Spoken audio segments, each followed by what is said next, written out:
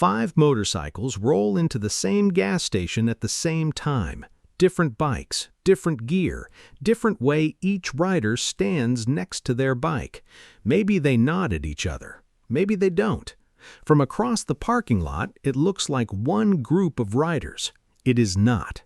By the end of this video, you will know exactly which one of these 5 types you are and why you ride the way you do.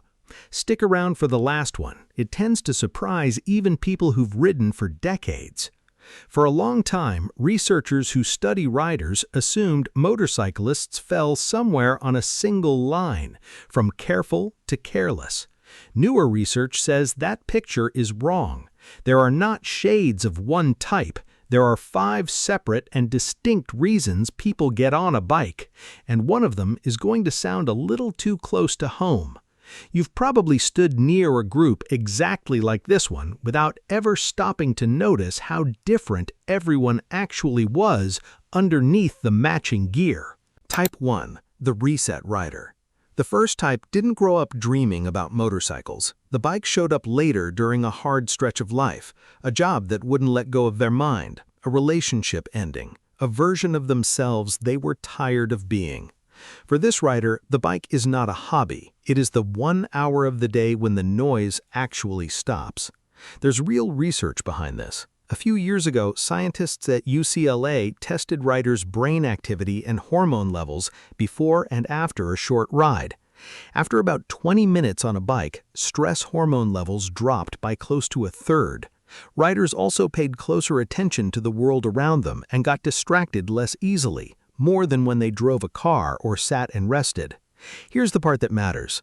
On a bike, you cannot check your phone. You cannot multitask. You cannot replay an old argument in your head while leaning into a turn. The road takes all of your attention, and for a short while, that is a relief, not a burden. Think about the last time your mind actually went quiet for a full hour. For most adults, that almost never happens. Notifications stack up. Thoughts pile on top of each other. The brain rarely gets permission to focus on just one thing all the way through. The risky version of this rider goes faster when life feels heavier. The healthier version has simply found the most reliable way they own to turn their mind down. Either way, they are not riding toward something, they are riding away from something. And for an hour, it works. Type 2. The Brotherhood Rider. The second type shares almost nothing with the first, yet they often end up at the same events.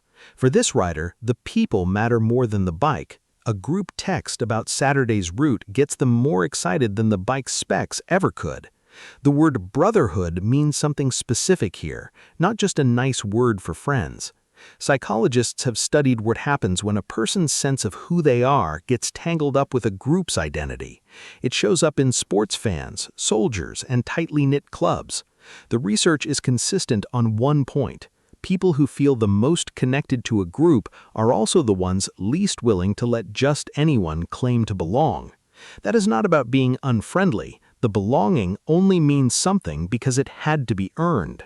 At a time when a lot of people feel disconnected from real community, this rider found something many people are quietly missing.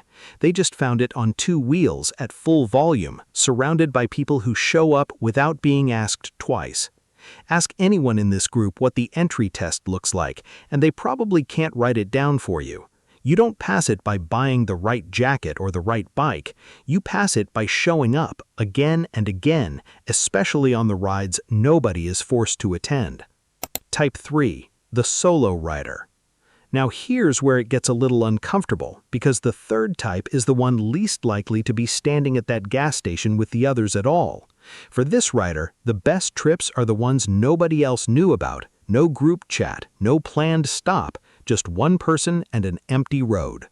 Researchers who study why some people choose to be alone rather than ending up alone by accident have found something worth knowing. People who pick solitude on purpose tend to report clearer thinking and a stronger sense of who they are. One lab that focuses on this exact question found that people who are comfortable being alone use that time to think things through, not just to hide from everyone else. For this rider, another bike pulling up alongside them on an empty road is not company, it is an interruption. This isn't about disliking people, it's about needing a specific kind of quiet that other people make impossible, even with the best intentions, just by being present. And here is what tends to surprise people. Solo riders often know themselves better than riders who are constantly surrounded by others. Hours alone, with nothing to perform for and nothing to look at but the road ahead, tend to produce a kind of honesty most people spend their whole lives avoiding. Type 4, the edge rider. The fourth type is almost everyone gets wrong. Picture someone weaving through traffic with no plan, just chasing a thrill.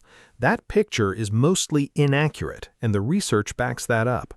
People drawn to intensity, sometimes called sensation seekers in research, are not careless by definition. Some studies link this trait to more mistakes and higher speeds, so the picture is mixed, not simple. But other research on riders who chase that intense feeling found something happening inside their heads that most people don't expect. Researchers who study flow, the mental state where focus becomes almost effortless, found that for some riders, the exact moments that would make most people freeze up are the moments their thinking gets sharper, not foggier. Their senses get better, not worse. That does not make every risky choice a smart one, but it does mean this rider's brain may work differently than most people assume under that kind of pressure. Talk to someone like this and they can usually tell you almost to the inch where their personal limit sits on any given road.